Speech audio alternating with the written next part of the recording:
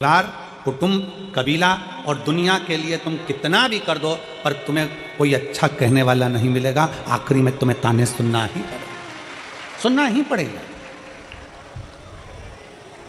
तुम रोड का टैक्स जैसे जमा करते हो तो रोड पर मकान नहीं बना सकते। रोड का टैक्स जमा करते हो तो रोड पर तुम रह नहीं सकते। रोड का टैक्स जमा करते हो तो रोड पर तुम अपनी गाड़ी 24 घंटा 36 घंटा खड़े नहीं कर सकते। रोड का भले तुम टैक्स जमा कर दो पर रोड पर तुम मकान बनाकर नहीं रह सकते, रोड पर तुम रह नहीं सकते। उसी तरह संसार के लिए, परिवार के लिए, कुटुंब के लिए, बेटों के लिए, बेटी के लिए, भाई के लिए, बंधु के लिए, सखा के लिए, बहन के लिए, रिश्तों के लिए, नातों के लिए, परिवार के लिए तुम कितना भी करना, अपनों के लिए कितना भी कर लेना, चाहे पराये के लिए कितना भी कर लेना, पर तुम्हारे लिए कोई अच्छा नहीं कहेगा। तुम इस विचार को छोड़ दो, तुम इस मन से ये विचार निकाल दो कि कोई तुम्हारे लिए अच्छा कहे। पर शिव महापुराण की कथा कहती है रोड का टैक्स जमा करो पर रोड पर मकान नहीं बना सकते हैं। दुनिया के लिए कितना भी कर लो पर अपशब्द सुनने को ही मिलता है। और शिव महापुराण की कथा कहती है कि शंकर को अगर तुमने भूल से भी एक लोटा अगर जल समर्पित करा है, तुम्हारे मरने से पहले, मरने के बाद की गारंटी तो हम भी नहीं देते और ना हमारा शिव पुराण देता है। यहां तो जीते जी की गारंटी है।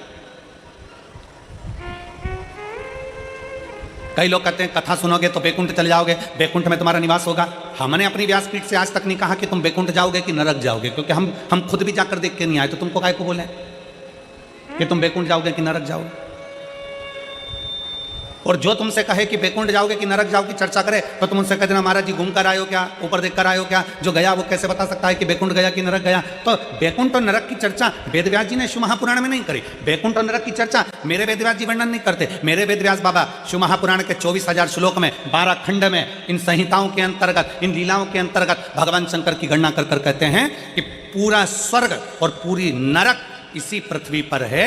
बस आप शिव महापुराण की कथा कहती है जब एक लोटा जल हम देवाधिदेव महादेव को समर्पित करते हैं, शंकर जी को जल चढ़ाते हैं, तो तुम्हारा चढ़ाया गया जल तुम्हारे मरने के बाद क्या देगा, इसका वर्णन शिव पुराण नहीं करती। और शिव पुराण कहती है कि तुम्हारा अगर एक लोटा जल तुम महादेव को चढ़ा रहे हो तो यह पक्का है कि तुम्हारे मरने से पहले वो जल तुम्हारा तल जरूर बदलेगा। ये निश्चितता है।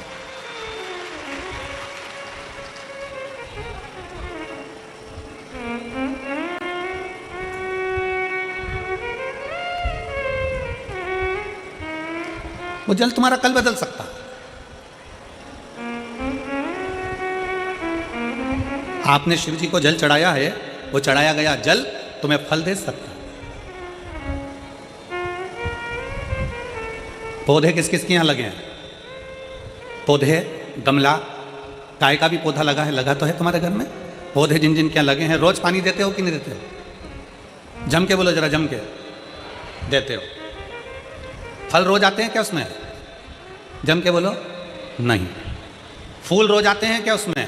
नहीं। फल भी समय पर आएंगे, फूल भी समय पर आएंगे। कर्तव्य तुम्हारा है कि पौधे में रोज पानी देना है।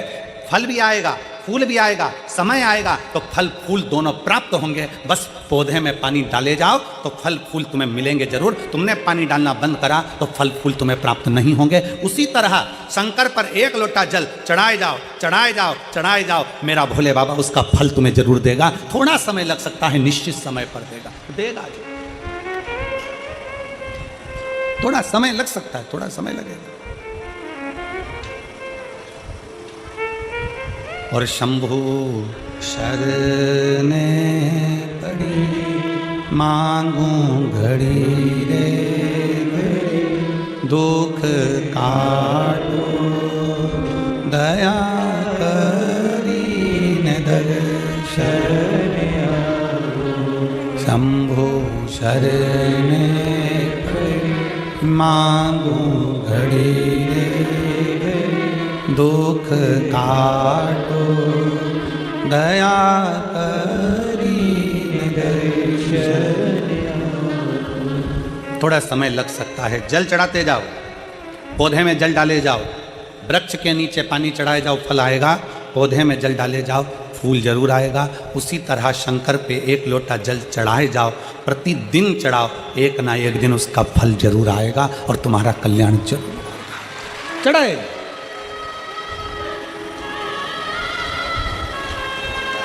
कोई जल्दी बनता है, कोई लेट बनता है, शंकर को जल चढ़ाने वाला एक दिन सेठ जरूर बनेगा।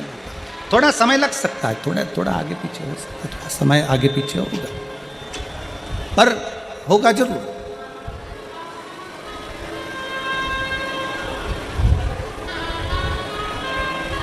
विश्वास है तो शिव है। एक कथा आती है वरकरेश महादेव की, एक कथा आती है वरकरेश्वर महादेव की। और ये वरकरेश्वर महादेव कोई साधारण महादेव नहीं है।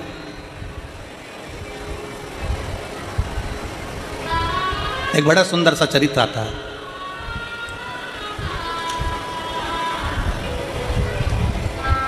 मही सागर संगम,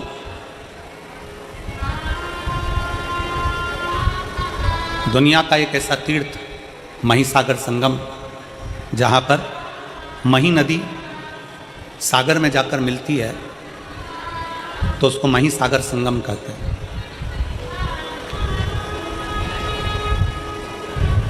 ये वो मही नदी जिसको गंगा, यमुना, सरस्वती, कावेरी, क्षिप्रा, सरयू, मंदाकिनी जब सब बैठकर आपस में चर्चा करती हैं और आपस में बैठकर हरि का गुणगान करती हैं तो मही नदी को प्रकट कर लेती। ये मही नदी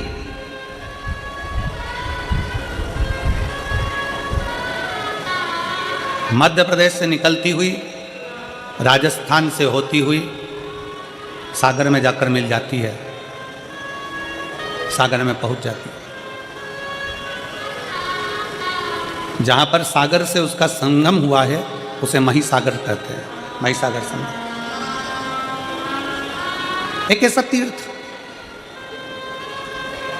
जहां भगवान शंकर के 4 शिवलिंग विराजमान है, जिसमें से एक स्वयं षडानंद कार्तिकेय जी, जिसको स्थापित करिए स्तंभेश्वर शिव भगवान शंकर। दूसरा कल कथा सुन रहे थे काल भीति की, एक शिवलिंग काल भीति ने प्रकट किया वहां पर महाकाल को। एक स्वयं सिद्धनाथ के रूप में, सिद्धेश्वर के रूप में प्रकट किया, और दूसरा है वरकरेश्वर महादेव। कभी जिंदगी में अगर मौका मिले तो मही संगम एक बार जरूर जाएं और मही संगम का दर्शन करें। वरकरेश्वर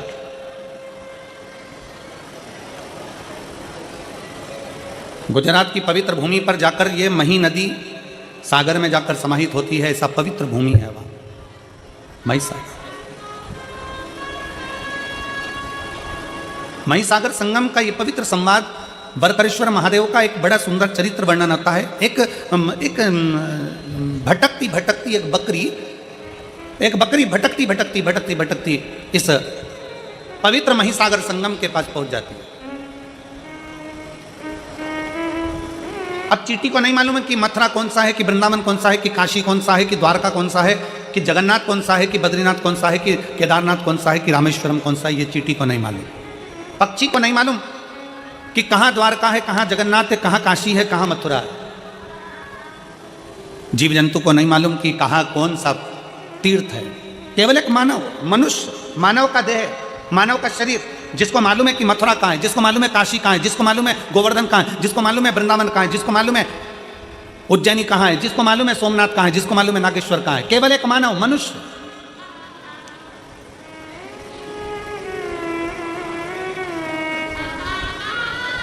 कभी तुमने कहीं सुना है, लाखों की संख्या में आप लोग बैठे हो और लाखों करोड़ों की संख्या में आस्था चैनल पर लोग इस कथा को श्रवण कर रहे हैं, शिव भक्त इस कथा को सुन रहे हैं, और लाखों की संख्या में लोग इसको फेसबुक यूट्यूब पर कथा श्रवण कर रहे हैं। 5 दिन की ये फरीदाबाद की शिव महापुराण की कथा, लाखों करोड़ों भक्त देश में और विदेश में बैठकर इस कथा को सुन रहे हैं। कभी किसी ने सुना कि गाय को ले जाकर तीर्थ कराओ, कभी किसी ने सुना चींटी को ले जाकर तीर्थ कराओ, कभी किसी ने सुना कि कुत्ते को ले जाकर तीर्थ का स्नान कराओ, कभी किसी ने सुना पशु को ले जाकर तीर्थ का स्नान कराओ, कभी किसी ने सुना कि पक्षी को तीर्थ का स्नान कराओ। केवल सुनने में मिलता है तो केवल इतना मिलता है कि मनुष्य इस तीर्थ में जाकर स्नान करे। मनुष्य, मानव शरीर, ये मनुष्य जाए और तीर्थ का दर्शन करे, मनुष्य जाए और तीर्थ में स्नान करे। क्यों? क्या चींटी के लिए तीर्थ नहीं है? क्या चींटे के लिए तीर्थ नहीं है? क्या पशु के लिए तीर्थ नहीं है? क्या पक्षी के लिए तीर्थ नहीं है? केवल एक मनुष्य के लिए क्यों लिखा कि मानव तीर्थ में जाए, मानव जाए जाकर तीर्थ का स्नान करे, मानव जाए कुरुक्षेत्र में जाकर स्नान करे, मानव जाए तीर्थ में जाकर दर्शन करे, केवल मनुष्य के लिए क्यों है? तो शिव महापुराण की कथा कहती है पशु पक्षी के लिए नहीं, मनुष्य के लिए तीर्थ का दर्शन, तीर्थ का स्नान, तीर्थ का दान, तीर्थ का भजन केवल मनुष्य के लिए इसलिए कहा गया क्योंकि 83,99,999 योनियां काटने के बाद 84 लाख में नंबर की योनि है मनुष्य की योनि। और मानव शरीर एक ऐसा शरीर है, अगर इस शरीर में वो भजन कर लेता है, स्मरण कर लेता है, दान कर लेता है, पुण्य कर लेता है, कीर्तन कर लेता है, तीर्थ ना लेता है, तो फिर इसका अगला जन्म नहीं होता। पर जितने जीव हैं, पशुचर, जलचर, थलचर, जितने भी जीव जंतु हैं, ये स्नान करेंगे पर इनकी सुध में नहीं रहेगा कि हमने तीर्थ का स्नान करा। गाय को नहीं मालूम, पशु को नहीं मालूम, कुत्ते को नहीं मालूम, पक्षी को नहीं मालूम कि हमने तीर्थ का स्नान करा, पर मनुष्य को मालूम है कि मैंने तीर्थ का स्नान करा है। तीर्थ का स्नान करा है तो वो मरने के बाद भी ऊपर जाकर भी यमराज के सामने जाकर खड़े होकर कह सकता है कि मैंने कुरुक्षेत्र का स्नान करा था, मैंने यमुना का स्नान करा था, मैंने गंगा का स्नान करा था और तूने मुझे नरक में पटक दिया। वो ऊपर जाकर भी कह सकता है, वो जीवात्मा वहां पर भी बोल सकती है कि मैंने तीर्थ का स्नान करा था। और शिव महापुराण की कथा कहती है अगर भूल से भी, शिव महापुराण का बड़ा सुंदर चरित्र कहता है कि जैसे तीर्थ में पशु पक्षी जीव जलचर थलचर वायुचर को नहीं मालूम रहता कि वो कहाँ है, शिव महापुराण की कथा कहती है अगर भूल से भी अगर कोई कुत्ता, कोई पशु, कोई पक्षी, कोई जानवर, कोई जलचर, कोई थलचर 12 ज्योतिर्लिंग में से किसी एक ज्योतिर्लिंग में अगर जन्म भी ले लेता है तो फिर उसका अगला जन्म नहीं होता, वो जीव उसी जगह से तर जाता है, उसी जगह से तर जाता है। कितना सुंदर का एक गाली लोग दे देते हैं, तुझमें अकल नहीं है, तू स्वान है, तू कुत्ता है, तू गधा है, और लोग लड़ने बैठ जाते हैं। अगर जिसने गाली दी है ना उससे कहो भगवान से प्रार्थना करना, अगर स्वान भी बनाए ना, कुत्ता भी बनाए ना, तो कहीं किसी तीर्थ का बना देना, काशी विश्वनाथ के उस बनारस का, उस विश्वनाथ की भूमि वाराणसी का बना देना। अगर मुझे गधा भी बनाए तो भगवान से प्रार्थना करना कि हरिद्वार का बना देना। कम से कम गंगा की रज मुझे लगेगी, काशी विश्वनाथ के गंगा की रज मुझे लगेगी, उज्जैनी की रज मुझे लगेगी, कुबेरेश्वर धाम की रज मुझे लगेगी, तो मैं भी तर जाऊंगा, अगला जन्म मेरा फिर संसार में नहीं होगा। बनाना तो ऐसा बना, बनाना तो ऐसा बना।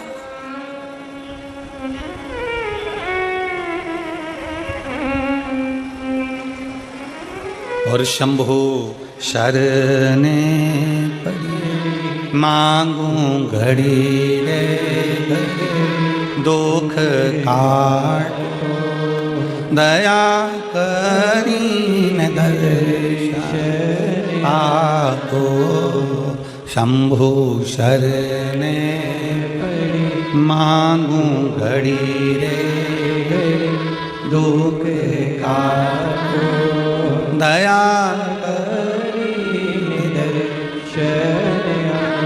शिव कथा कह रही है, भगवान शंकर का संवाद कर रहा है, शिव महापुराण कह रही है। बकरी को नहीं मालूम था कि महिसागर संगम है।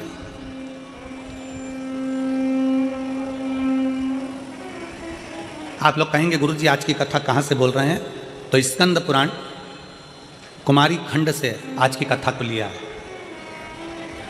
स्कंद पुराण का ये पवित्र चरित्र शिव महापुराण के अंतर्गत स्कंद पुराण का ये छोटा सा भाव लिया गया। कोई तुमसे पूछे ये महिसागर की कथा गुरुजी कहाँ से लेकर आ गए, ये सुंदर बरकरेश्वर महादेव की कथा कहाँ से लेकर आ गए, तो महिसागर संगम कथा स्कंद पुराण कुमारी खंड से बोली जाए। एक बकरी, उसको नहीं मालूम बकरी को तीर्थ क्या है, बकरी को नहीं मालूम कि क्या धाम है, बकरी को नहीं मालूम कि कहाँ हो।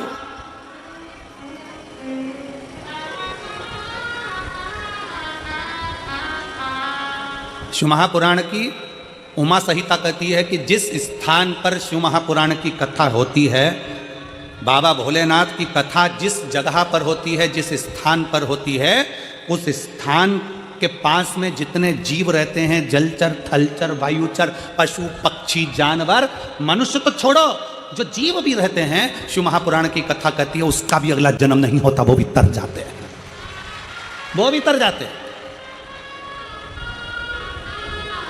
एक पत्र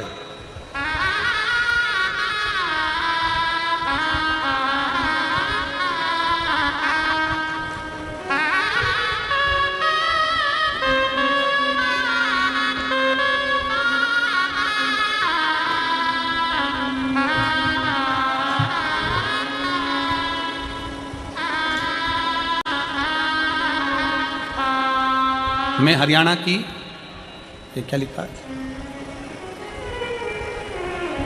प्रिय इज्जर जिले के असदपुर खेड़ा की रहने वाली, असदपुर खेड़ा की रहने वाली हूँ। मैं 3 साल से ये पत्र जिसमें दिया है, राम जी का फोटो बना है, जिन्हें दिया है वो अगर बैठी हो तो हाथ हिला सकती है। राम जी का फोटो बना है इसमें, अगर कहीं बैठी हो तो हाथ हिला सकती है, और अगर बैठी हो तो एक बेलपत्र लेने के लिए आ सकती है। मैं 3 साल से सरकारी नौकरी की तैयारी कर रही थी गुरुजी। मैंने 3 साल पहले पेपर दिया, उसमें भी मेरा सिलेक्शन नहीं हुआ। 3 साल तक मैं रेगुलर पेपर देती रही, पर मेरा कोई सिलेक्शन नहीं हुआ। गुरुदेव, अब मैं करूं तो करूं क्या?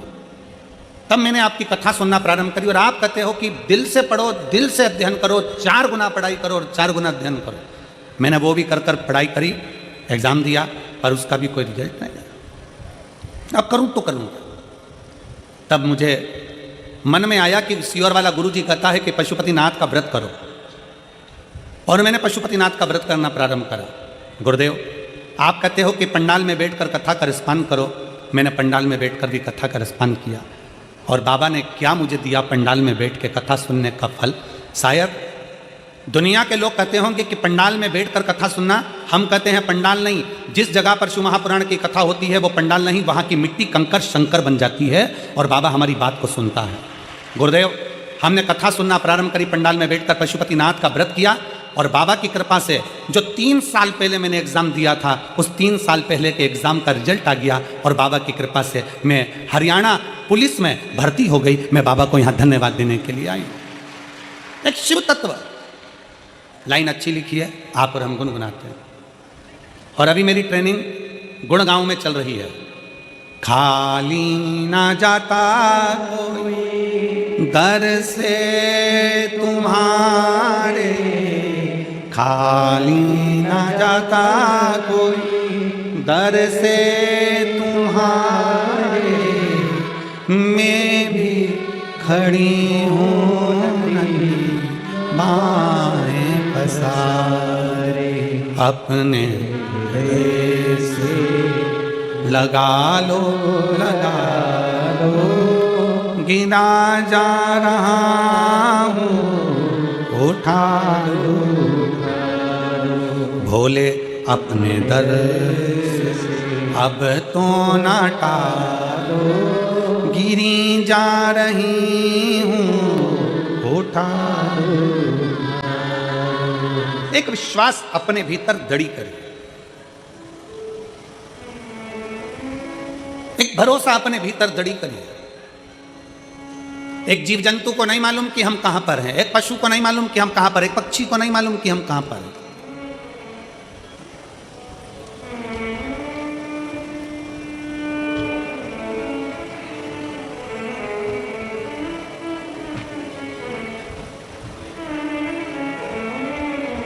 एक सीहोर कुबेरेश्वर धाम पर किसी ने एक कुत्ता का फोटो डाला। शंकर जी पर चढ़ा हुआ दूध बाहर गया और कुत्ता उसको चाट रहा था।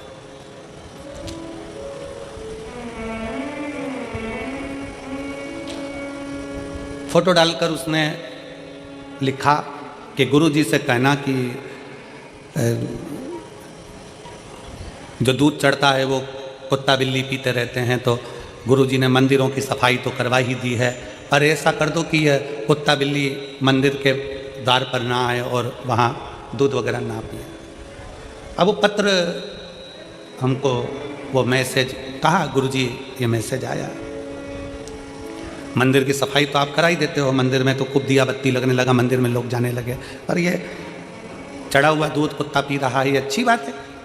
तो जिसने वो मैसेज भेजा था, बहुत पहले की बात है, हम उनसे कहेंगे आपका चढ़ाया गया दूध, शिव पर चढ़ा हुआ जल आप और हम पीते हैं तो बाबा की कृपा आप और हम पर हो जाती है।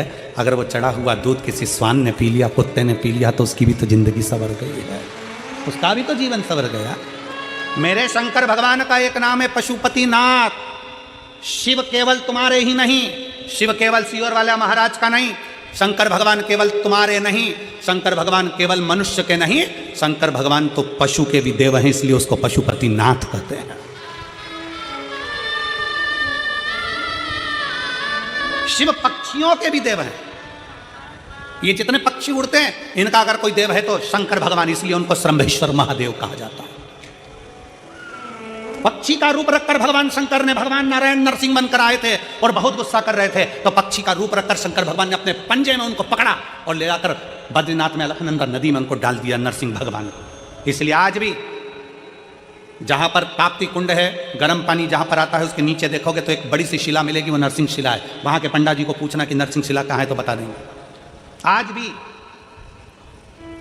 शिव केवल पशुओं के देवता नहीं, वो पशुपतिनाथ हैं। शंकर केवल मनुष्य के देवता नहीं, वो विश्वनाथ हैं। शंकर केवल पक्षियों के देवता नहीं, वो श्रमेश्वर नाथ हैं। शंकर भगवान जीव और जंतु के भी देवता हैं। शंकर भगवान एक बकरी एक बकरा का भी देव है, उसका नाम बरकरेश्वर महादेव है। कोई साधारण है शंकर? पीपल देव का भी देव है महादेव, इसलिए नाम पड़ गया पिपलेश्वर महादेव। बड़ के वृक्ष का भी देव है महादेव, तो बटकेश्वर महादेव। ऐसा कौन सा देव है जो शंकर की शरणागति में नहीं है? ऐसा कौन देव, ऐसा कौन पशु, ऐसा कौन सा पक्षी, ऐसा कौन सा जानवर, ऐसा कौन सा जीव जो शंकर की शरणागति में नहीं है? आप और हम शिव को भूल जाते हैं, छोड़ देते हैं। जगत गुरु शंकराचार्य जी कहते हैं, शंकर भगवान को पकड़ने वाला, शंकर भगवान को एक लोटा जल चढ़ाने वाला, जगत गुरु शंकराचार्य जी कहते हैं शंकर की भक्ति करने वाला, शिव को भजने वाला, अगर भूल से भी शंकर को छोड़ देता है, पर शंकर भगवान अपने भक्त को कभी नहीं छोड़ते अंतिम श्वास तक। शिव नहीं छोड़ते अंतिम श्वास तक, शंकर नहीं छोड़ते आखिरी श्वास तक।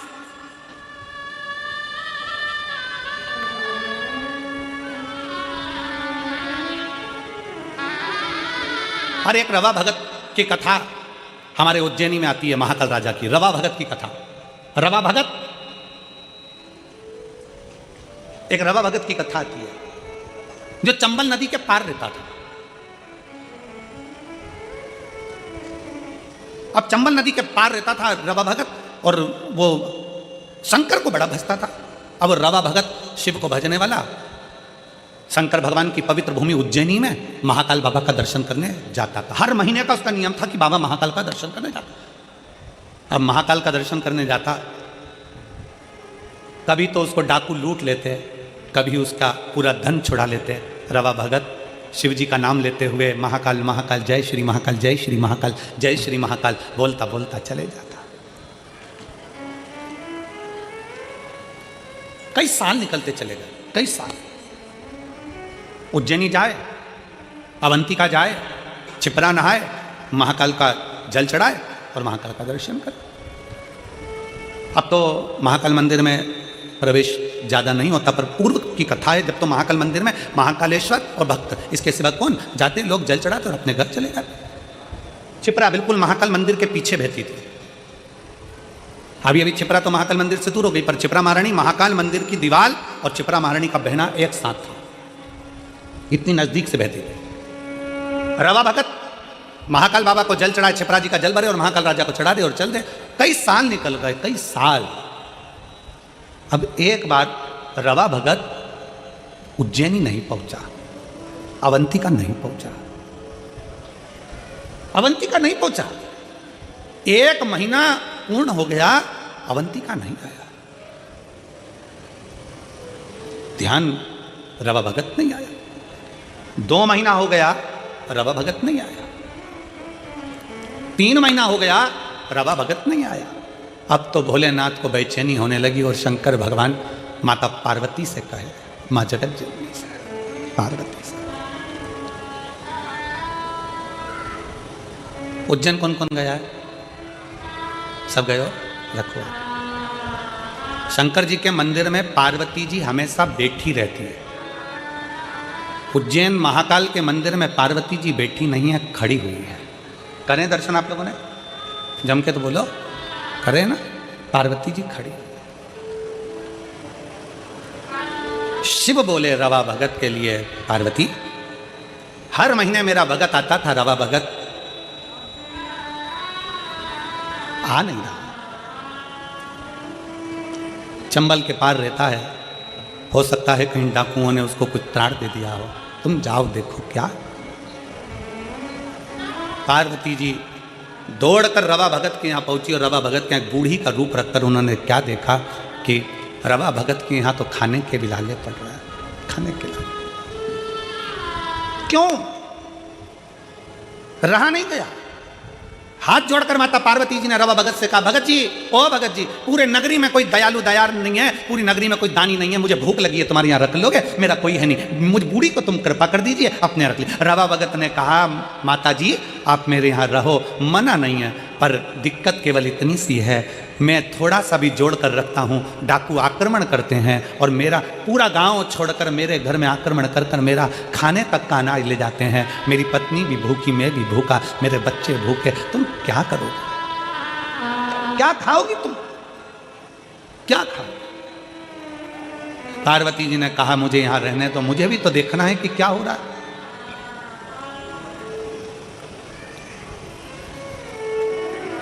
डाकुओं की टोली आई, रवा भगत के यहाँ से सब लेकर चले, अन्न का दाना नहीं। थोड़े दिन होता फिर डाकुओं की टोली आती, रवा भगत के यहाँ से फिर लेकर चले जाते।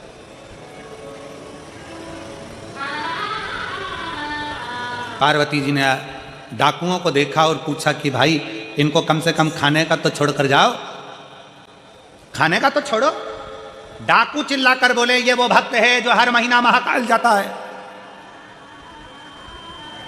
ये वो भक्त है जो हर महीना महाकाल जाता है, हमें देखना है कि महाकाल कब आकर इसको खिलाता है, हमें देखना है महाकाल कब आकर इसको खिलाता है, हमें देखना। पार्वती जी मुस्कुराई, कहा अब तुम भी देखो कि महाकाल कब आकर खिलाता है। डमरू बजाता बजाता एक जोगीड़ा डमरू की नाद करते करते बजाता बजाता आ गया। पार्वती मुस्कुराकर बाहर निकलकर उस डमरू बजाने वाले जोगीड़ा का स्वागत करिए, मेरे नाथ आ गए। जो आए, डाकू आए, सामान उठाए, वही सामान 4 गुना फिर बढ़ता जा। डाकू बाहर निकले, फिर सामान बढ़ता चले जा। डाकू फिर लेकर सामान निकले, फिर बढ़ता चले जा। बाहर इतना सामान इकट्ठा हो गया कि डाकू उठाने वाले कम पड़ गए पर सामान कम ना हुआ। आखिरी में डाकुओं ने चरण पकड़ लिए कि महाकाल आकर खिलाकर भी जाता है, महाकाल आता है खिलाकर भी जाता है। अकाल मृत्यु वो मरे जो काम करे चंडाल का, काल उसका क्या बिगाड़े जो भक्त हो महाकाल का। मेरा महाकाल जो नियम बनाता है कि मैं कुबेरेश्वर धाम आऊंगा, मैं उज्जैनी जाऊंगा, मैं काशी विश्वनाथ दर्शन करने के लिए जाऊंगा, मैं महाकाल के दरवाजे पर जाऊंगा, जो नियम बनाता है 1-2 महीना, 4 महीना, 6 महीना, 5 महीना नियम तुम बनाते हो, बाकी के नियम मेरा महादेव निभाता है। अभी कथा में कहा था शंकर को जल चढ़ाने वाला अगर 6 महीना 1 साल बाद भूल भी जाए, पर शंकर नहीं भूलते, शंकर तो उसको पकड़कर रखते हैं, शिव उसको पकड़कर रखते हैं।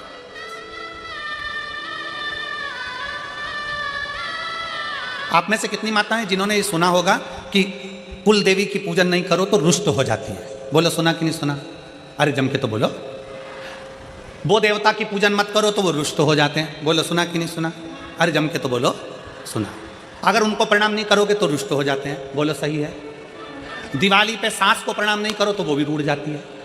बोलो सही है कि गलत है? अरे जम के बोलो जरा, ठीक है। करवा चौथ पर पति की पूजन नहीं करो तो वो रूठ जाता है। बोलो सही है कि गलत है? भाई दूज पर बहन भाई को राखी ना बांधे तो भाई रूठ जाता है। भाई दूज पर बहन भाई को तिलक ना करे तो भाई रूठ जाता है। बोलो बोलो सही है कि गलत है? संसार में सब रूठते हैं, पर शिव महापुराण की विद्येश्वर संहिता कहती है जो एक बार शंकर को जल चढ़ा देता है, शंकर उससे कभी नहीं रूठते हैं, शिव उसके गले लगते हैं, शिव गले लगते हैं। भगवान 33 कोटि देवी देवता अगर तुम्हारे घर में बैठे हैं, तुम्हारे घर में भगवान बैठे हुए हैं, सारे देवताओं को कुछ ना कुछ देना पड़ेगा। शंकर का शिवलिंग तुम्हारे घर के अंदर है, तुम अगर बाहर 1 महीना, 4 महीना, 6 महीने के लिए चले भी गई हो तो चले जाओ। घर में अगर शंकर का शिवलिंग है, तुम सोचो कि उस पर जल नहीं चढ़ा तो पाप करेंगे। अगर मैंने पानी नहीं चढ़ाया तो शंकर जी श्राप देंगे। मैंने शंकर जी को अगर फूल नहीं चढ़ाया शंकर जी क्रोध करेंगे। मैंने शंकर जी को बेलपत्री नहीं चढ़ाई तो वो गुस्सा करेंगे। नहीं, शिव महापुराण की कथा कहती है तुम्हारे घर के अंदर अगर शंकर का शिवलिंग है, तुम कहीं पर भी चले गए, 6 महीना 4 महीना 15 दिन 20 दिन 1 महीना कहीं पर भी चले गए, शंकर का शिवलिंग है तो एक बेलपत्री चढ़ाकर, एक चावल का दाना चढ़ाकर तुम्हारी मर्जी पड़े जहां चले जाओ, और 6 महीने क्या 12 साल बाद भी अगर तुम वापिस आओगे तो शंकर कभी तुम्हें पाप नहीं देगा, कभी श्राप नहीं देगा, शंकर शंकर ही रहेगा, शिव शिव ही रहेगा। कुल देवी की पूजन मत करो, कुल देवी रूठ गई, इन देवी की पूजन मत करो, वो देवी रूठ गई, उन देवता की पूजन मत करो, वो देवता रूठ गए, उनका वर्णन मत करो, वो रूठ गए, सास को प्रणाम नहीं करा, सास रूठ गई, बहू की शादी की सालगिरह थी, सास ने विश नहीं करा तो बहू रूठ गई, हमारी मम्मी ने हमको विश नहीं करा। अब मम्मी भी सोचे दिन भर तो विष घोलती है, क्या विष करूं तुझको, करूं तो करूं क्या ना। शिव शिव है, मेरा महाकाल राजा मेरा महाकाल है। भाई शिव महापुराण की कथा कहती है, शंकर का संवाद कहता है, शिव तत्व कहता है, शिव पुराण कहती है, दुनिया रूठ जाए, दुनिया रूठ जाए पर मेरा महाकाल कभी नहीं रूठता, दुनिया भटक जाए पर मेरा महाकाल अपने भक्त को भटकने नहीं देता, वो संभाल लेता है और अपने हृदय से लगा लेता है, वो संभाल लेता है अपने हृदय से लगा लेता है। वो शिव है, शिव ओघड़ दानी है, वो शंकर है।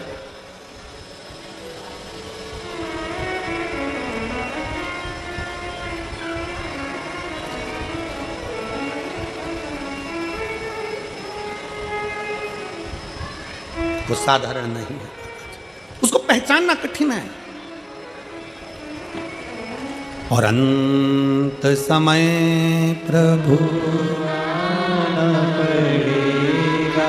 वचन दिया तो निभाना पड़ेगा, आए ना आए प्रभु कुटुंब कबीरा, अंत समय प्रभु आना पड़ेगा, वचन दिया तो निभाना पड़ेगा, अंत समय प्रभु आना पड़ेगा, वचन दिया तो निभाना पड़ेगा। दुनिया रूठ जाए, दुनिया भटक जाए, मेरा शिव तुम्हें भटकने नहीं दे सकता।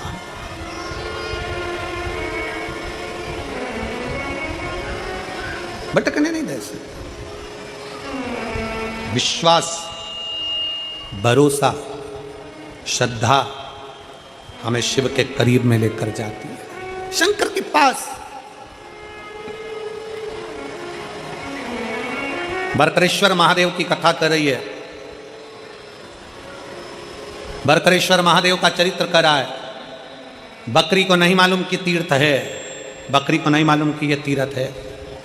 बकरी तो भटकती भटकती आ गई और महिसागर संगम के तट पर पौधे लगे थे फूल पत्ती के। बकरी प्यासी भी थी और भूखी भी थी, भूखी भी है प्यासी।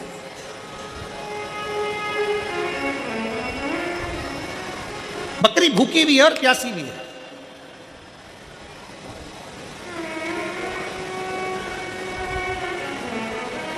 भूख तड़फा रही थी बकरी, प्यास तड़फा रही थी बकरी।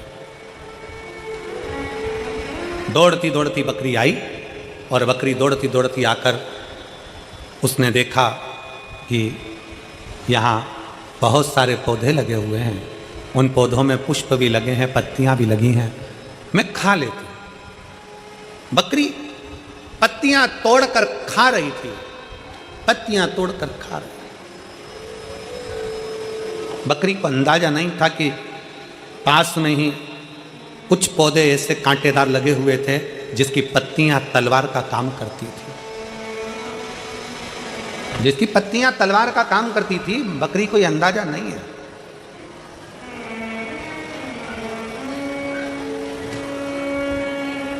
बस बकरी ने पत्तियां खाना प्रारंभ करा, बकरी ने पत्तियां खाना प्रारंभ करा और खाते खाते उसका ध्यान नहीं गया, क्योंकि व्यक्ति अपने कार्य में इतना डूब जाता है कि उसको अन्य कार्य का स्मरण नहीं हो पाता। और फिर निवेदन है अरे मत बुरे कर्म कर बन वरना पछताएगा, भगवान की आंखों से तू बच नहीं पाएगा, तू बच नहीं पाएगा। अरे ओ अज्ञानी मत करना दानी, अरे ओ अज्ञानी मत करना दानी, तेरे कर्म का फल भी तू ही पाएगा, जैसा किया तूने तेरे आगे आएगा। मत बुरे कर्म कर वरना पछताएगा, भगवान की आंखों से तू बच नहीं पाएगा, तू बच नहीं पाएगा। अरे ओ अज्ञानी मत करना। अपने कर्म अच्छे करते चलो। बकरी को ध्यान नहीं था, वो तो कर रही है, वो तो खाने में लगी है, उसने ध्यान नहीं दिया पास में कांटे लगे, उसने ध्यान नहीं दिया पास में पत्तियां तलवार का काम कर रही है। कोई कोई पौधा ऐसा होता है जिसकी पत्तियां तलवार जैसी काट भी देती है, शरीर पर रगड़ा भी दे देती है। बकरी को अंदाजा नहीं था। आप तो अपना कर्म करो, फल देना उसके एक पत्र है।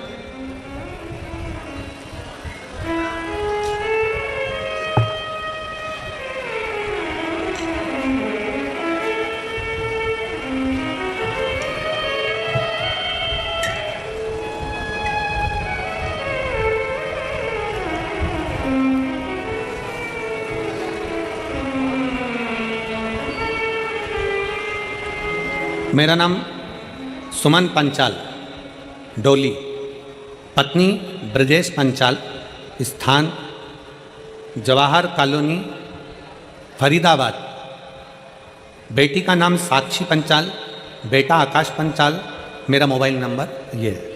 आप लोग अगर एलईडी पर देख रहे होंगे या आस्था चैनल पर देख रहे होंगे तो यह नाम सुमन पंचाल, कहीं बैठी हों तो हाथ हिला सकती हैं, और अगर आई हों तो आप ही हैं, ऐसा हाथ हिला दो एक बार वापस हाथ हिलाओ, ठीक है। आ जाइए, एक बेलपत्र ले जाना। बेटी अगर साक्षी आई हो तो वो भी आ सकती है। एक लोटे जल का सारी समस्या का हल। भोले बाबा का कृपा का क्या मैं वर्णन करूं गुरुदेव। मेरे बाबा ने ऐसा मेरा साथ दिया कि मैं विश्वास नहीं कर सकती। गुरुदेव 10 साल से मेरे गर्भाशय में एक रसोली थी, एक गठान थी। 10 साल से मेरे गर्भाशय में गठान थी, हमको मालूम नहीं पड़ा। समय पर मालूम पड़ा तो वो कैंसर का रूप ले चुकी थी, और कैंसर भी साधारण नहीं गुरुदेव, पूरे शरीर में फैल गया था। कैंसर कहाँ नहीं फैला, हर जगह पर फैल चुका था गुरुदेव। तब हमने हॉस्पिटल में दिखाया दिल्ली के, और इलाज प्रारंभ करा। डॉक्टर ने कह दिया कि ये पूरे शरीर में फैल चुका है, क्योंकि ये 10 साल से हो रहा है, तुमने ध्यान नहीं दिया। अब करें तो करें क्या, क्या कर सकते हैं। दुखी हो गए। तब डॉक्टर ने कहा कि इसका एक काम हो सकता है कि अभी भी एक चांस से अगर इसका ऑपरेशन कर लिया जाए तो हो सकता है इसमें अंतर हो जाए। तब हमने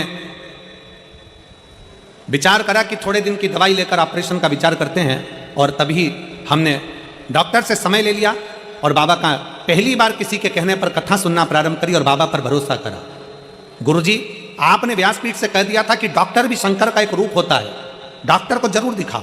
डॉक्टर बोले जांच कराओ, जांच कराओ। डॉक्टर बोले दवाई खाओ, दवाई खाओ। गुरुजी, आप बोलते हो कि डॉक्टर शिव का एक रूप रहता है, तो हमने डॉक्टर को शंकर मानकर, डॉक्टर को हमने नमन कर कर, प्रार्थना कर कर, उनसे भी हमने श्री शिवाय नमस्तुभ्यम बुलवाकर, और डॉक्टर से कहा डॉक्टर साहब मेरे कानों के पास श्री शिवाय नमस्तुभ्यम चलने देना और मेरा ऑपरेशन कर देना। डॉक्टर भी स्वीकार करे, और डॉक्टर को शंकर का एक रूप मानकर हमने ऑपरेशन करा लिया। ऑपरेशन कराने के बाद डॉक्टर ने कहा कि शरीर में तो बहुत ज़्यादा मात्रा में फैला हुआ है, अब बाबा ही जाने, और जिस पर तुम भरोसा करती हो वो जाने। हम शिव पर आश्रित हो गए। शंकर का चढ़ा हुआ जल लेकर पीना चालू कर दिया, रुद्राक्ष का जल पीना प्रारंभ कर दिया। गुरुजी, समय तो डॉक्टर ने हमको थोड़े से महीना का दिया था, पर आज बाबा की कृपा से मैं पूरी तरह से ठीक हो गई। मैं बाबा को यहाँ नमन करने के लिए आई हूँ। गुरुदेव, दूसरी बात और बताना चाहती हूँ। मेरी बेटी कभी आप पर भरोसा नहीं करती थी, कभी शंकर पर भरोसा नहीं करती थी, कभी किसी मंदिर में नहीं जाती थी, कभी मंदिर में नहीं जाती। उसने गवर्नमेंट जॉब के लिए इतने एग्जाम दिए, पर किसी एग्जाम में बेटी का नहीं हुआ। कई जगह पर बेटी ने पूछा भी, पर सबने जो बताया सब करा, पर बेटी का नहीं हुआ, तो उसका विश्वास खत्म हो गया। जब बेटी का विश्वास खत्म हो गया तब मैंने अपनी बेटी से कहा कि शंकर भगवान जब मुझे रख सकते हैं तो तेरे भी गोद भर सकते हैं, तू एक बार पशुपतिनाथ का व्रत कर। मेरी बेटी कहती है मम्मी क्यों मुझे नौटंकी करने का बोलती हो, क्या होगा पशुपतिनाथ व्रत करने से, 5 दिया लगाने से 6 दिया लगाने से क्या होने वाला है। मैंने अपनी बेटी से कहती है तू इतने साल से कर रही है प्रयास, तू एक बार पशुपतिनाथ का व्रत कर। मेरी बेटी ने पशुपतिनाथ का व्रत किया और पशुपतिनाथ का व्रत कर पहला व्रत जैसे ही पूर्ण हुआ, मेरी बेटी ने एक एग्जाम 2 साल पहले दिया था, बाबा की कृपा से SBI बैंक में बेंगलोर में मेरी बेटी की सरकारी जॉब लग गई। मैं बाबा को यहाँ प्रणाम करने के लिए आई हूँ और आज मेरी बेटी बेंगलोर में गवर्नमेंट जॉब कर रही है। मैं बाबा को यहाँ धन्यवाद देने के लिए आई हूँ। ये शिव तत्व है, योग घड़ी है।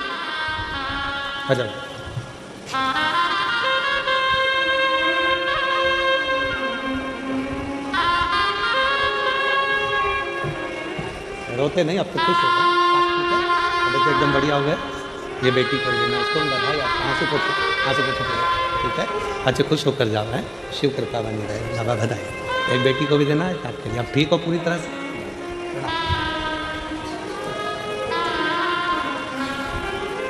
रिश्ता तेरा मेरा सबसे प्यारा, रिश्ता तेरा मेरा सबसे प्यारा, तू मेरा बाबा मैं हूँ तेरा लाला, मैं हूँ तेरा लाला, तू मेरा बाबा मैं हूँ तेरा लाला, मैं हूँ तेरा लाला। भगवान शिव को अपना बनाने का प्रयास, अपना बनाना। समय लग सकता है, देरी हो सकती है। कोई कहता है गुरुजी हमने इतनी पूजन पाठ करी, बाबा ने हमारी नहीं सुनी, आज से हम मंदिर जाना बंद कर। ना, जाते रहो। कुछ अच्छा सोचा होगा मेरे शंकर ने, कुछ अच्छा सोचा होगा। घर में 2 बहुएं हैं, एक बहू को सास ने पूरा जेवर दे दिया, पूरी प्रॉपर्टी दे दी, और दूसरी बहू को सास ने कुछ भी नहीं दिया, कुछ भी नहीं, कुछ नहीं दिया। और जिसने जेवर लिया, जिसने प्रॉपर्टी ली, उसने निकाल दिया सास को, सास पहुंच गई फिर उसके पास जिसको कुछ नहीं दिया। अब उसको कुछ नहीं मिला, उसने अपने पापा मम्मी से कहा, मम्मी पापा से कहा, पिताजी मेरी सास को मेरी देवरानी ने निकाल कर यहाँ भेज दिया और अब मेरे पास रह रही है। माँ ने कहा बेटा वो तुझे प्रॉपर्टी नहीं दी, कोई बात नहीं, जेवर नहीं दी, कोई बात नहीं, सेवा कर, अच्छे से कर, खूब सेवा कर। सास ने प्रॉपर्टी एक को दी, जेवर एक को दिया, एक बहू को कुछ नहीं दिया।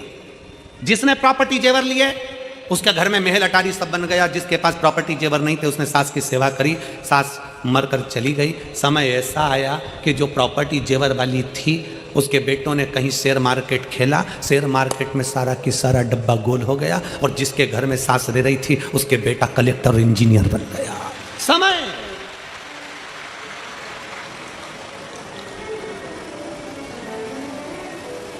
तुम्हारी नहीं सुनी ना बाबा भोलेनाथ जी ने। बाबा मैंने इतना अभिषेक करा, पूजन करा, अर्चना करी, शंकर जी ने मेरी नहीं सुनी। मैंने शंकर जी से कहा था बस एक काम कर दो, ये काम कर दो, शिव ने नहीं सुनी। अरे कुछ अच्छा सोचा होगा, मेरे बाबा कम नहीं देते, मेरा बाबा थोड़ा रुक कर देगा, अच्छा देगा और बड़ी प्रबलता से देगा।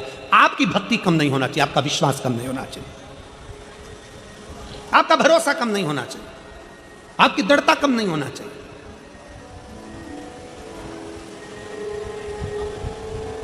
बढ़ाओ अपनी भक्ति को, बढ़ाओ अपने विश्वास को। ठोकर लग रही है ना, लगने दो। गिर रहे हो ना, गिरने दो। तकलीफ हो रही है ना, होने दो। बाबा पर भरोसा रखकर 1 लोटा जल चढ़ाना प्रारंभ करिए। थोड़ा अविरल भक्ति को धारण करिए, थोड़ा विश्वास को प्रबल करिए, भरोसा प्रबल करिए।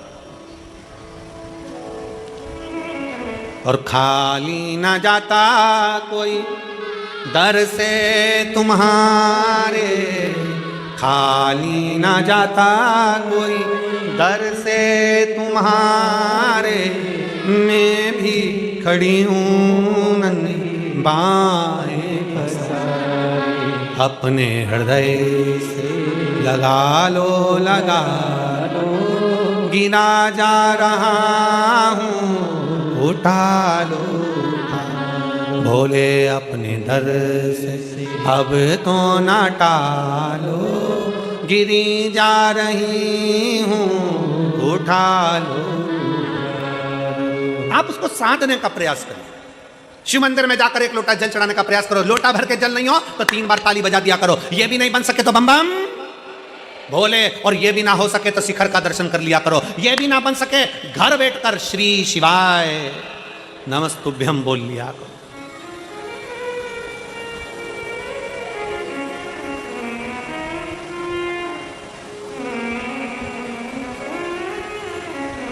दो दिन से एक आइसर गाड़ी आती है, उसमें पानी की बोतल रखी होती है,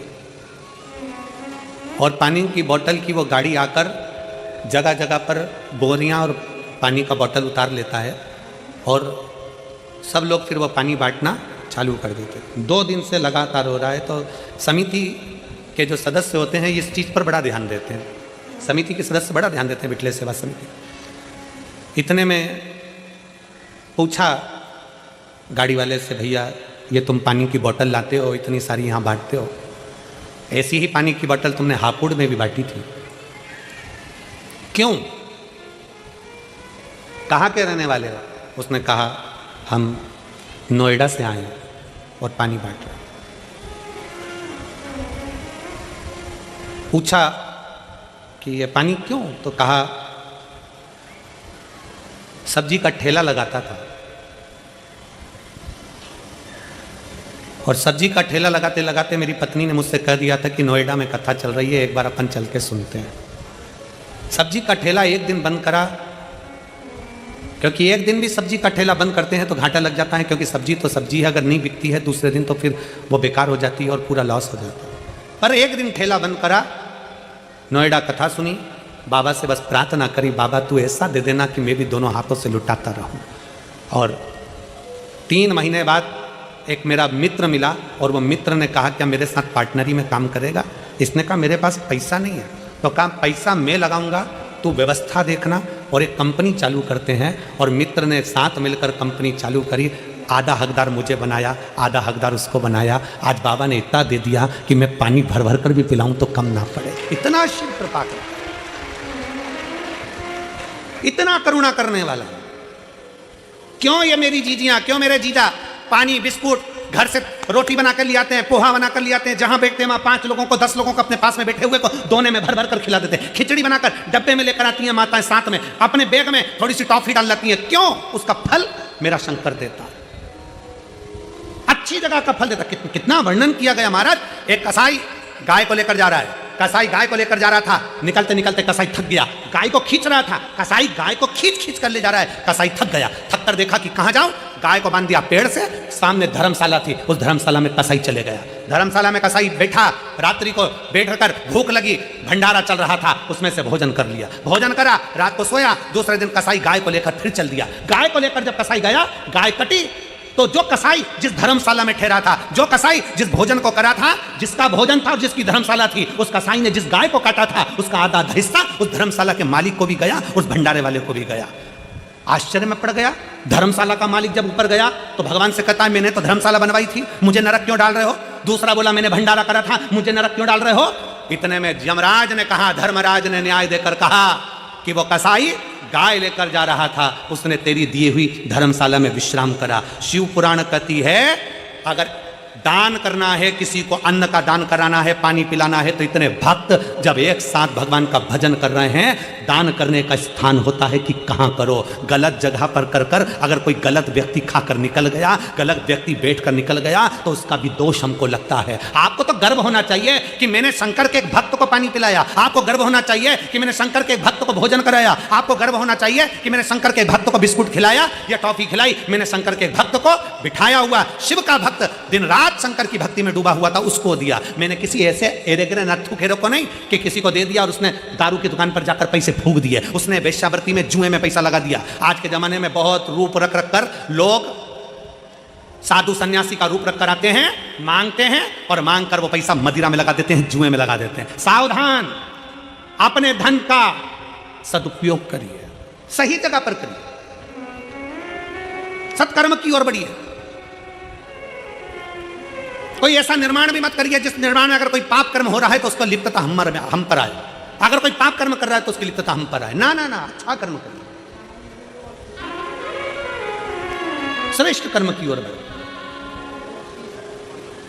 कई बार बड़ा कर्म भोग मनुष्य को भोगना पड़ता है। बहुत कितना सुंदर कहा है, ट्रेन के अंदर लोग सफर करते हैं, एक बच्चा आता है, कपड़े उतारता है, ट्रेन में पोछा लगाने लगता है। देखा है तुम लोगों ने? अरे बोलो तो जम के, किस किस ने देखा है जरा बोलो। ट्रेन में सफर कर रहे हो, एक लड़का आया, कपड़े उतारे, पोछा लगाने लगा अपने कपड़े से, कचरा भी ना चले गया। बाद में तुम्हारे पास आया, मांगा, उसको तुमने 1 रुपया 2 रुपया 5 रुपया दिया, अगले स्टेशन पर उतरा, कोई नशे का सामान लिया, कपड़े में उसने भरा, सूंघ कर किसी ट्रेन की चपेट में आ गया, कहीं जाकर मर गया, गिरकर। उसके मरने में 1 रुपया तुम्हारा भी लगा है, इसलिए नरक तुमको भी भोगना पड़ेगा। उसके मरने में 1 रुपया तुम्हारा भी लगा है, तो तुम कहोगे मैंने तो अच्छे के लिए दिया था। ना, जब सरकार ने लगा रखा है सफाई कर्मी, जब सरकार ने लगा रखा है सफाई करने वाला, तो तुमने उस बच्चे को क्यों रुपया दिया? किसी भूखे को भोजन, मालूम है वो बच्चा नशा कर रहा है, उसके नशे में तुम्हें 1 रुपया शामिल करे हो तो तुम्हें भी भोगना पड़ेगा। बेटी, गाय और लक्ष्मी, सोच विचार कर देना कि सही जगह दे रहे हो कि नहीं दे रहा है। बेटी को विचार कर देखना, पेट्रोल पंप, गाड़ी, बंगला, फैक्ट्री देखकर बेटी को मत देना। मालूम पड़े फैक्ट्री के मालिक को बेटी दे दो, और जिस लड़के से ब्याया वो लड़का दिल्ली से ही फरीदाबाद नहीं आ रहा है। मालूम पड़े वो गया वहां, मालूम पड़े गुड़गांव ही नहीं आ रहा है, नोएडा ही नहीं आ रहा है। बेटी इंतजार कर रही है, अभी तक नहीं आया, अभी तक नहीं आया, अभी तक नहीं आया, अभी तक नहीं आया। फैक्ट्री का मालिक था, पेट्रोल पंप वाला था, गाड़ी बंगला था, बेटी को ब्याह दिया धन देखकर, और बेटी रो रो के मरी जा रही है। ऐसी जगह बेटी को मत ब्याहना। लड़का ऐसा ढूंढना जो तुम्हारी बेटी का सम्मान करे, आदर करे, सत्कार करे, तो बेटी को ब्याहना। गाय ऐसी जगह पर मत देना। हमारे दादाजी चले गए, पंडित जी को गाय देना है, पंडित जी ने गाय ली, गाय लेकर चले गए, थोड़े दिन तक गाय ने दूध दिया, बांध कर रखा, गाय ने दूध देना बंद कर दिया। पंडित जी के खुद के रहने की जगह नहीं, तो गाय को कहाँ रखें? उनने तीसरे को भेज दिया, तीसरे ने चौथे को बेचा, चौथे ने 5वें को बेचा। बाद में गाय कसाई के यहाँ चली गई। जब गाय कटी तो जिसने दान करा उसको भोगना पड़ा। और तीसरे नंबर पर है लक्ष्मी।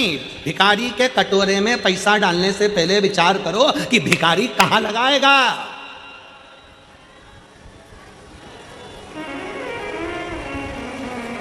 कहां लगाए? हमारे यहां सीहोर में कुबेरेश्वर धाम के प्रांगण के अंतर्गत और कुबेरेश्वर धाम के दरवाजे पर भी भिक्षा मांगना अलाउ नहीं है हमारे। क्यों? क्योंकि उसका नाम कुबेरेश्वर महादेव है। अगर कोई भिक्षा मांगता दिखता है तो हम उससे कहते हैं अंदर भंडारा चल रहा है, 24 घंटे चल रहा है, खाओ। और तुम्हें तनख्वाह चाहिए तो झाड़ू लगाओ, काम करो धाम पर, समिति तुमको महीने की तनख्वाह देगी। पर वो टिकते ही नहीं है। जैसे उनको मालूम पड़ा कि तनख्वाह भी मिलेगी, थोड़ी बहुत मिलेगी और भोजन भी फ्री का मिल रहा है, क्योंकि उनको तो करोड़ों में धन चाहिए, वो काम छोड़कर भाग जाते हैं, चले जाते हैं। इसलिए कुबेरेश्वर धाम के आसपास भिखारी टिकता ही नहीं है, क्योंकि भोजन फ्री है, रहना फ्री है। थोड़ी मेहनत करो, कर्म करो, सफाई करो, बाबा का गुणगान करो, फूल पत्ती को हटाकर साइड में रखो, अपने आप तुम्हें तनख्वाह मिलेगी। पर कोई रहने को तैयार। अपने धन का सदुपयोग करो, अपनी बेटी को सही जगह दो, अपनी लक्ष्मी को सही जगह दो और गौ माता को सही जगह दो। बेकार जगह पर नहीं भेजिए, बेकार जगह पर नहीं भेजिए। सबके लिए है। शिव शिव है, शंकर शंकर है। और जब तुम उसको बुलाओगे, बरकरेश्वर महादेव की कथा कर रही है, बकरी आई है, भूखी है, प्यासी है, भगवान वो बकरी को नहीं मालूम कि यहाँ एक धारदार कोई कांटा लगा है, कोई वो कांटे से, उसके पत्ते से उसका शरीर कट जाएगा, उसको अंदाजा नहीं हो पा रहा, उसका अंदाजा नहीं। वो तो अपने कर्म में लगी हुई है, अपने कर्म।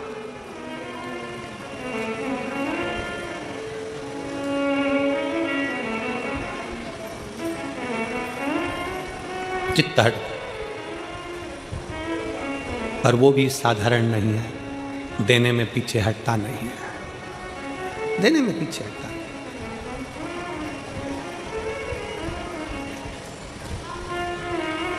और महाराज उसकी याद, उसका स्मरण हमें सुख प्रदान कर देता है।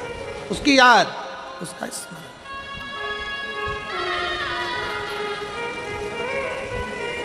महाराज, अरे डमरू वाले आजा तेरी याद सताए, मेरा ये भरोसा कहीं टूट न जाए। ओ डमरू वाले आजा तेरी याद सताए, मेरा ये भरोसा कहीं टूट न जाए। ओ कहाँ भोले बाबा, ओ डमरू वाले आजा तेरी याद सताए। भरोसा कहीं टूट न जाए। ओ डमरू वाले आजा तेरी याद सताए, मेरा ये भरोसा कहीं टूट न जाए। सब गाइए प्रेम से।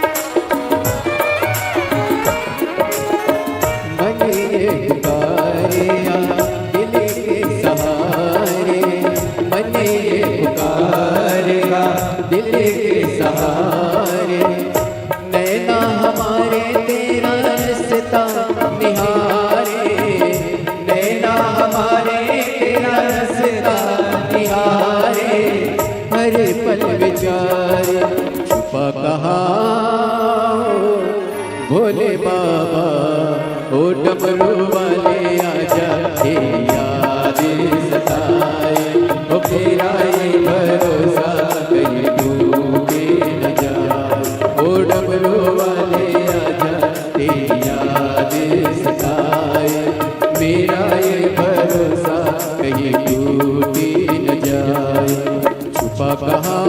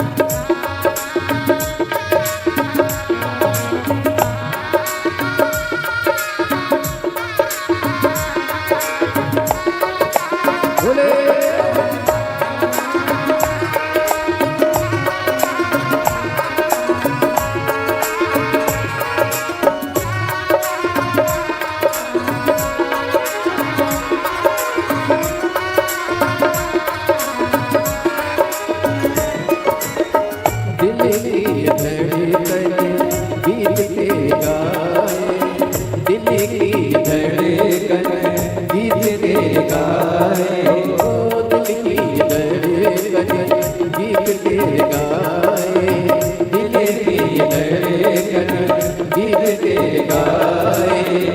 रोती है अखियाँ नीर बहाए, रोती है अखियाँ नीर बहाए, कैसे समझाए छुपा कहाँ हो भोले बाबा, ओ डमरू वाले भाव से यादें सताए, मेरा ये भरोसा कहीं टूटे न जाए, ओ डमरू वाले आजा तेरी यादें सताए, मेरा ये भरोसा कहीं टूटे न जाए।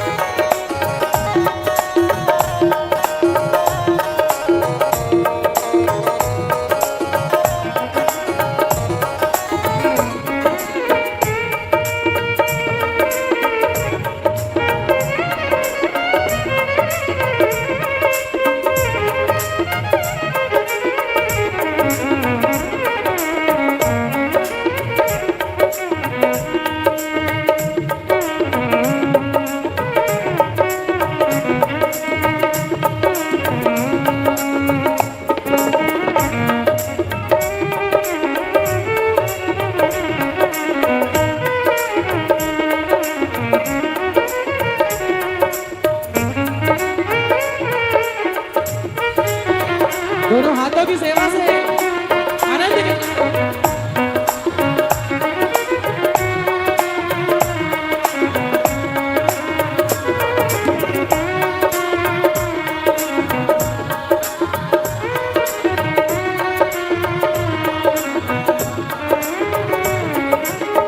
मन ये पुकारिया दिल के सहारे, मन ये पुकारिया दिल के सहारे, मन ये पुकारिया दिल के सहारे, मन ये पुकारिया दिल के सहारे। नैना हमारे तेरा रास्ता निहारे, नैना हमारे तेरा रास्ता निहारे, हर पल विचार छुपा कहाँ हो भोले बाबा, ओ डमरू वाले